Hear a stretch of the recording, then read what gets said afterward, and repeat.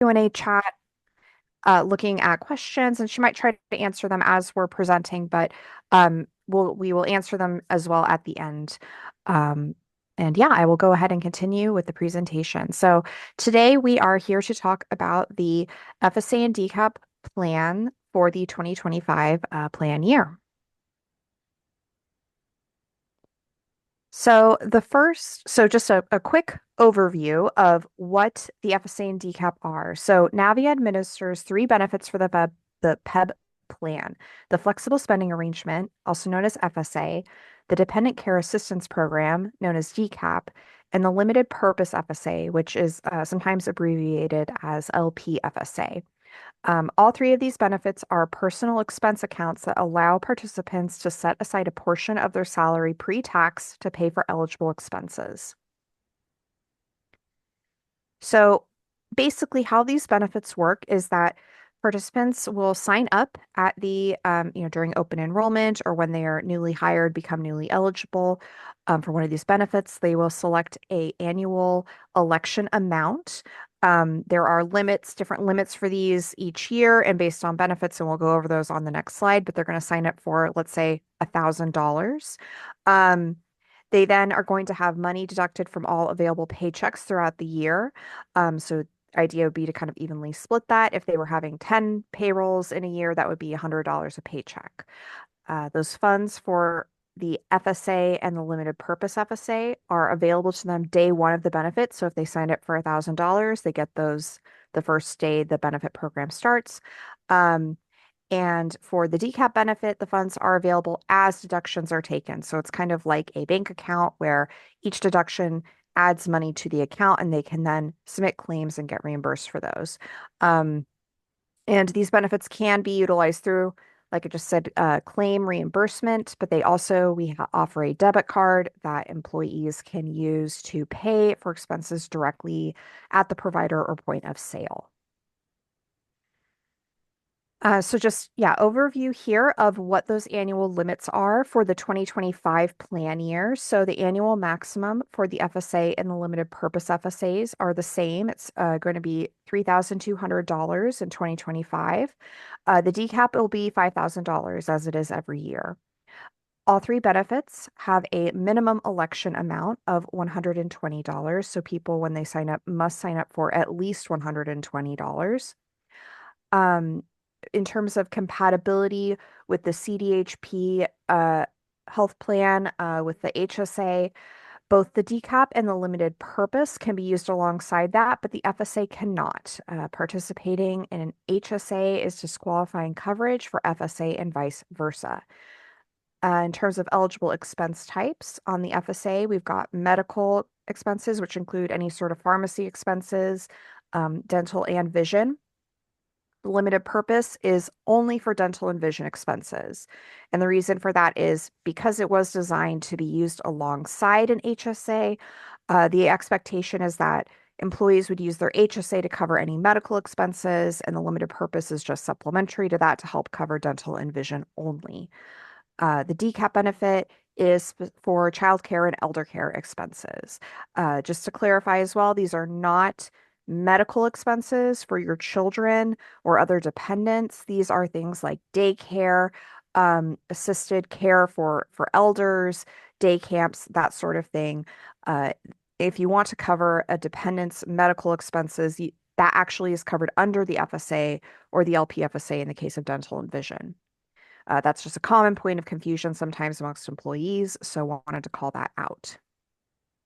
Um, Two of these benefits, the FSA and the limited purpose FSA, both have the carryover feature, which means that money can carry over from one year to the next, and we'll go over that on a future slide, whereas the DCAP does not have carryover.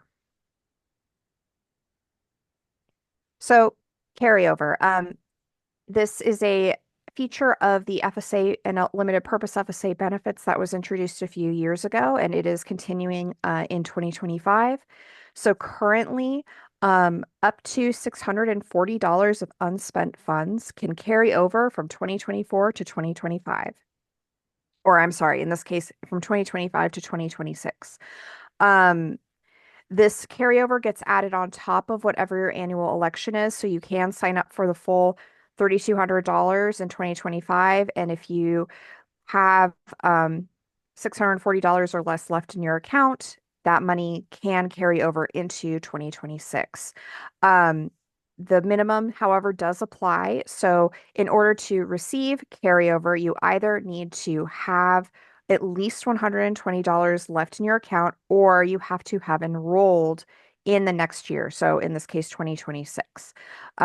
If you've enrolled, you're fulfilling that $120 minimum. So, any amount of money you have in your account left in 25 can carry over. But if you don't sign up for 2026, in 2026, then you will need to have at least $120 in there to satisfy the minimum and allow the funds to carry over.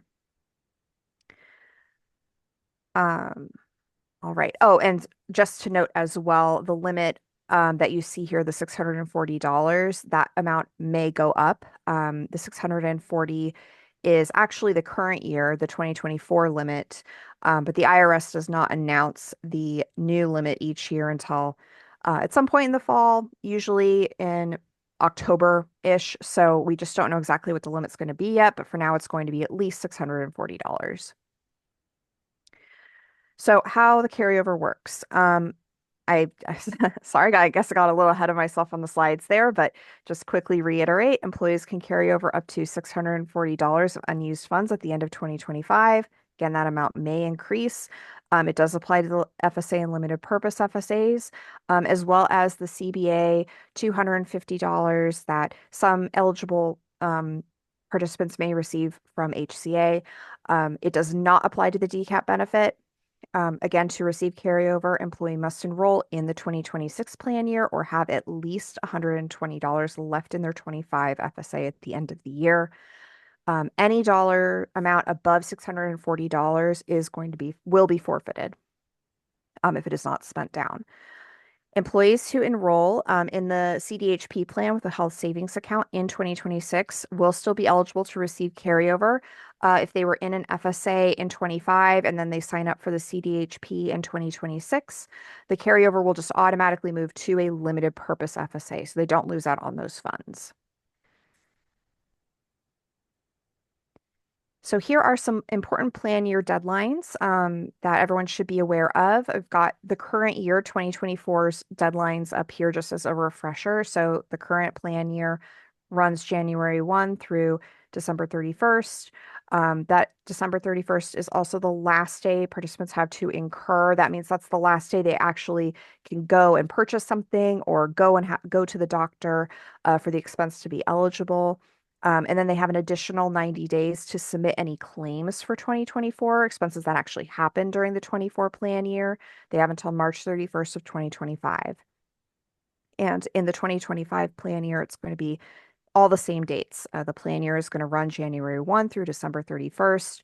Their last day to incur is going to be December 31st of 2025, and they will have until March 31st of 2026 to submit any claims that happened during 2025.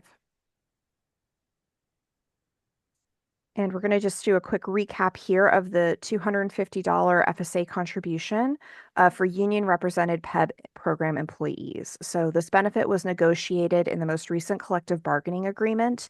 Union represented PEB program employees whose annual rate of pay on November 1st, if it is $60,000 or less, they may be eligible for the 250 FSA contribution the following January. So to be eligible for the funds in 2025, they would need to meet those eligibility requirements by November 1st of 2024. The employee or employee spouse or state registered domestic partner cannot be enrolled in a CDHP plan with an HSA for 2025 in order to qualify for this benefit. They also cannot waive PEB medical coverage unless they are waiving to enroll as a dependent on someone else's PEB medical plan. That is, again, not a CDHP with HSA. If they terminate, retire, or lose coverage by the date the benefit is distributed, they will lose out on the benefit. They are no longer eligible. If a PEB employee is eligible and they haven't already enrolled on an FSA for 2025, they will automatically receive the $250 loaded on a Navia debit card in January. If a PEB employee is eligible and they have also enrolled on an FSA in 25, they will get that $250 loaded on top of their 2025 election in January. And again, that could be added on top of the total annual maximum of 3,200, as well as any carryover dollars they received. It doesn't count towards that $3,200 max. So just want to go over briefly the open enrollment options that employees have for the 2025 open enrollment period. Um, there are two options to enroll with Navia. Online, participants can log on to the participant portal using their SAW account at peb.naviabenefits.com, with the exception, though, of University of Washington and Washington State University employees. You guys use Workday, so all employees will need to enroll through Workday. And these two options that we're going over here basically don't apply. Employees must enroll through Workday. But for that first option, online enrollment for everyone else, we definitely recommend employees utilize online enrollment if possible. It's really quick and convenient.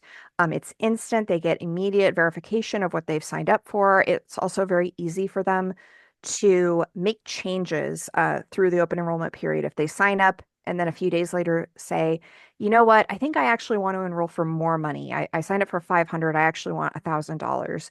They can easily go into the portal and make that change. The other option they have, though, is to complete a paper enrollment form. And they can return it to Navia directly via email or fax. They can either email it to election@naviabenefits.com or fax it to the number here, 425-233-6366. Employees can also submit forms to you, the benefits administrator. If they do that, though, please make sure you are passing it on to us at Navia. And we need that form to be uploaded in the employer portal, again, at that peb.naviabenefits.com website. While we can't accept paper enrollment forms, uh, we do say online is the preferred method. It's a lot faster and easier for the participant. There's going to be a bit of a processing delay if they send in a form. And if they just change their mind and want to make some kind of change, it's just a little more complicated. They'd have to submit like basically a new form. It can cause some issues, whereas the online portal is just much more convenient, much more straightforward.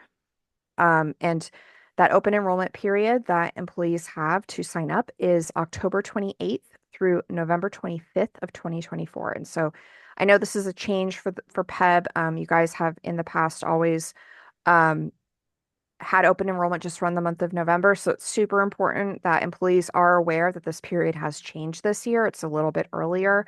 It's ending that Monday before Thanksgiving. So,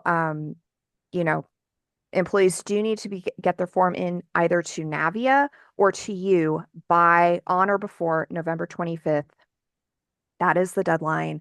And one of us, Navia or the employer, needs to actually receive that form on or before November 25th, just kind of postmarking it, so to speak, earlier, but arriving after the due date. It's still going to be considered late. So please make sure that, if you're communicating with employees that come to you with questions, that they're really clear on what those dates are. So what are your responsibilities as the benefits administrator, the employer, during the open enrollment period, as far as the FSA and DCAP is concerned? So first thing is to submit all open enrollment FSA and DCAP forms to Navia. We ask at least once a week. Forms can be uploaded again through the employer portal at peb.naviabenefits.com. Again, those open enrollment forms must be received by you no later than November 25th to be approved. Any forms received after November 25th cannot be processed by Navia and will be sent to HCA to determine approval. And I want to clarify here that if you have received the form by the deadline and you just are a little bit delayed getting it to Navia, as long as you clearly write somewhere that it was received by you on November 25th, on or before that, whether it's like a date stamp, a little note you jot on the form, something just to make that really clear, we can accept it and process it. If you send us a form after the 25th and it's not clear when you received it, likely we will follow up with you to ask you to confirm the date of receipt where you guys got the form. For employees who are submitting their forms directly to Navia, again, if they submit it after the 25th, it's going to be essentially Navia is not going to process it, and we're going to pass it on to HCA to make a determination and, it may be denied. Um, After you receive any forms for employees, you're going to want to set up payroll deductions for the first 2025 payroll in January.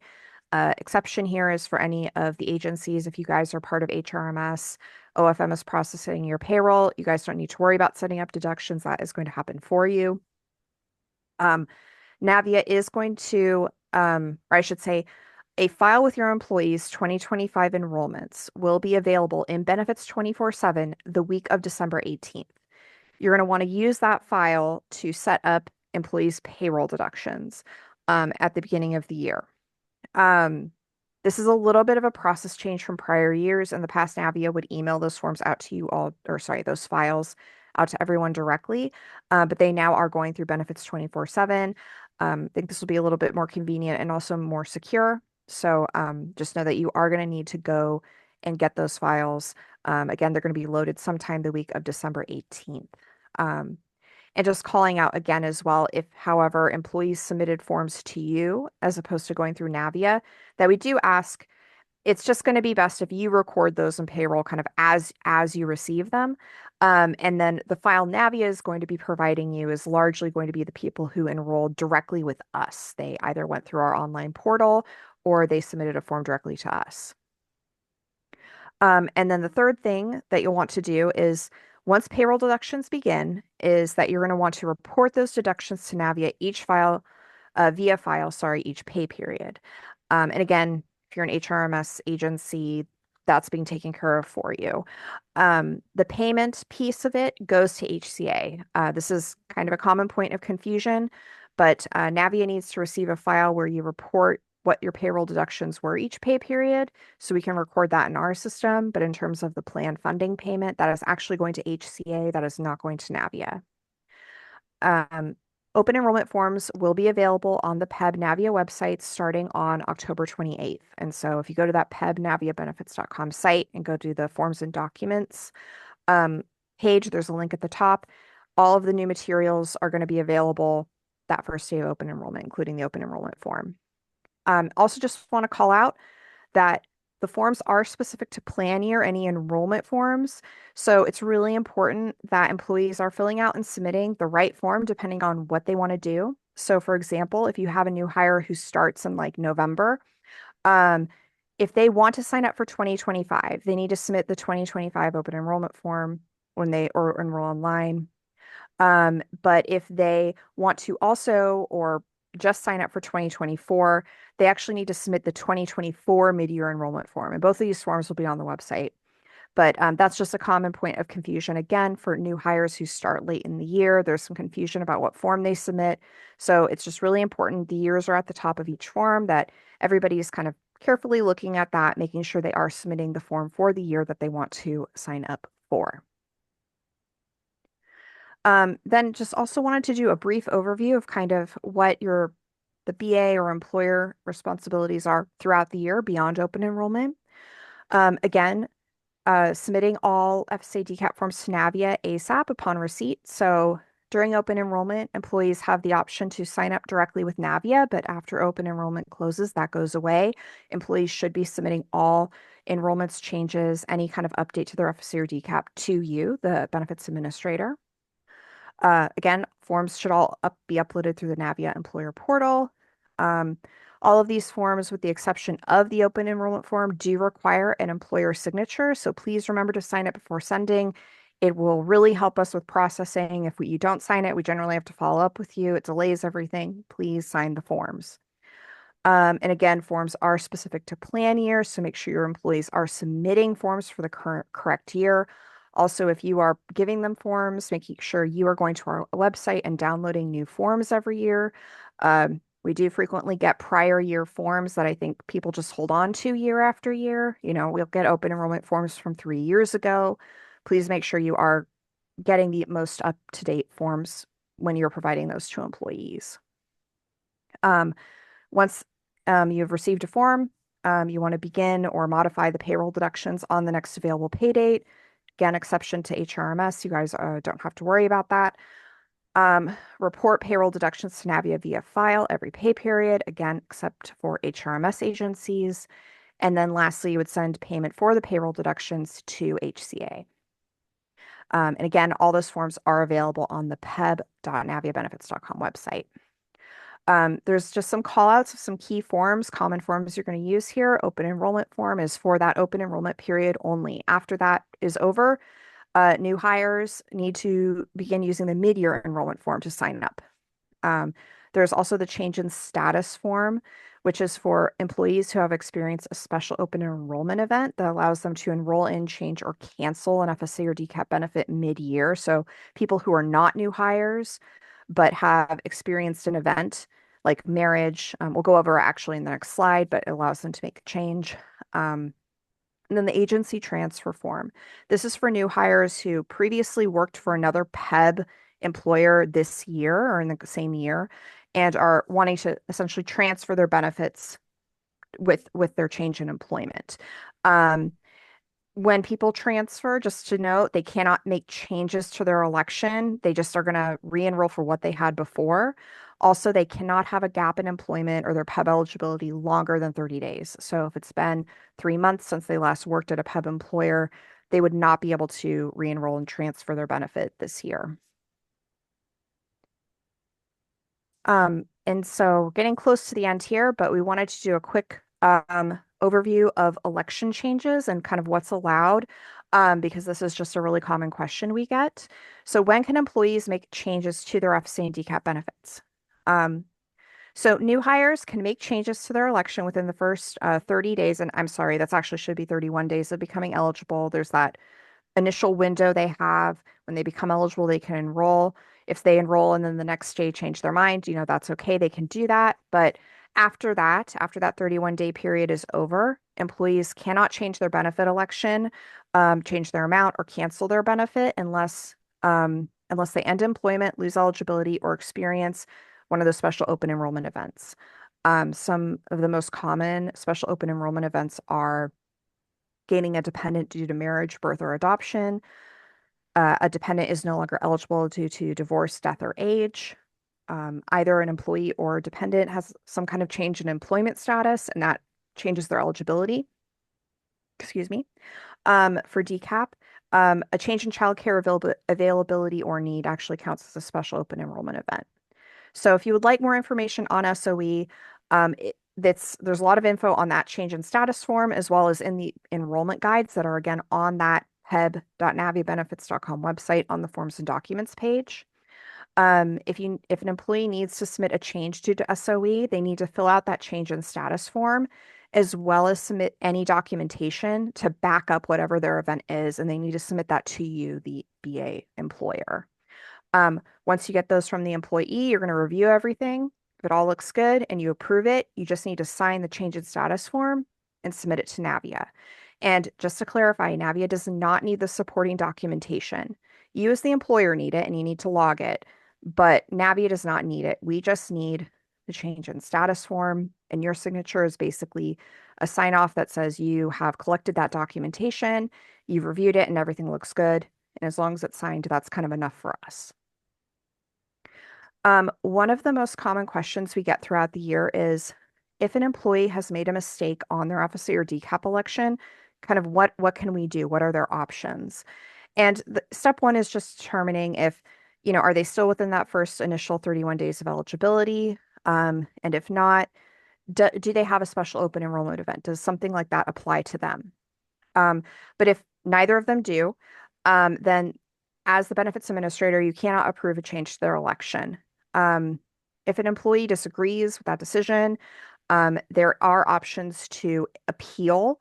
They're outlined in the WAC listed here, linked here. If you do have further questions, though, regarding an employee's request to change their election, you can contact PEB by sending a secure message to Outreach and Training or calling the HCA support number. And if you do have questions about the appeals process, there is the HCA appeals unit phone number. But essentially, if an employee is saying, I made a mistake, and they don't have any kind of event that allows them to change it, they're going to have to flow through the HCA appeals process. So just be aware of that when you're assisting employees with those questions. There's also not very much Navia can do to assist here. We're pretty much just going to direct you to HCA. So just want to make sure everybody was kind of on the same page with that and let you guys know where you can go to with those questions. And then lastly, if you at any point during open enrollment or throughout the year need Navia's assistance, we do have a dedicated team that's available to help you Monday through Friday between 7 a.m. and 5 p.m. Pacific time. You can call us at 425-452-3488 or send us an email. This is a new email address, but it's pebadmin@naviabenefits.com. And that is it. That is all I had. Um, I I think we may be at time. I apologize. Do we have time for some questions? There Um, were a few questions I was not able to answer, so we can either send out the answers to those or uh, extend the time, whichever is best. yeah, I see we have 172 people still on the webinar with us. So, I would say if you just have a handful of questions left and you want to try to address them, we'll go ahead and do that and keep it in the recording too. But for somebody who needs to leave the webinar, please feel free to do that. And you can come back to the recording that we're going to post on the PEBBA training website. And thank you for attending if you need to leave now. But Sally and Christy, you guys can go ahead and try to finish answering. Okay, Yeah, so absolutely. first off, Sally, the question is there a specific file or form that we send to Navia about the deductions? And yes, there is. Mm-hmm. Yes, and it may depend a little bit, I would say, on who you are. Again, just want to call out if you are under the kind of HRMS umbrella, OFM is processing your payroll. You don't need to worry about sending us anything that is being taken care of on your behalf.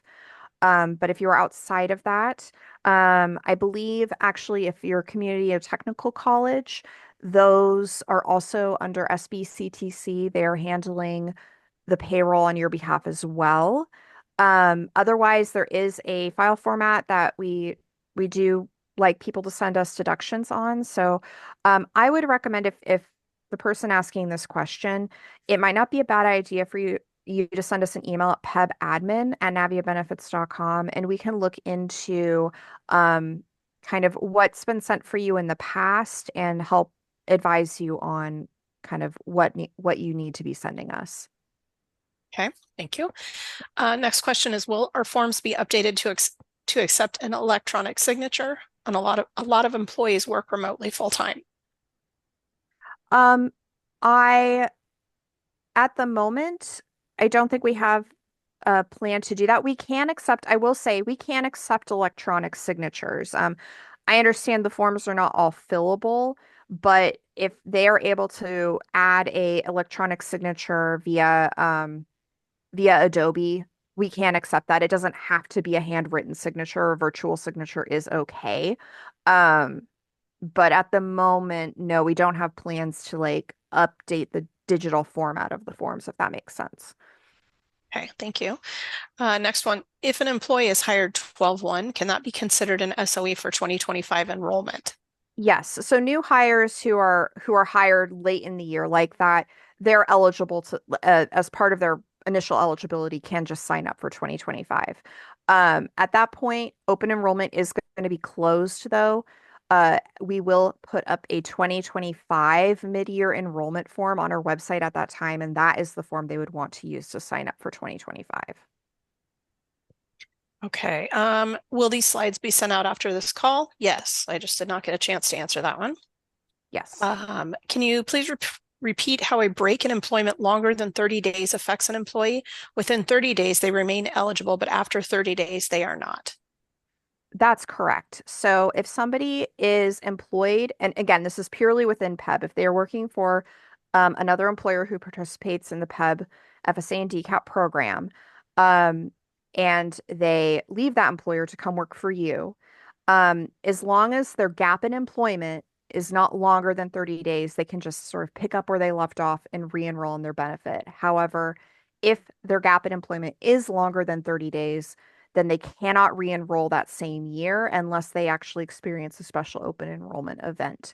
So essentially that benefit that when the employee had left their previous PEB employer, that benefit terminated at that time.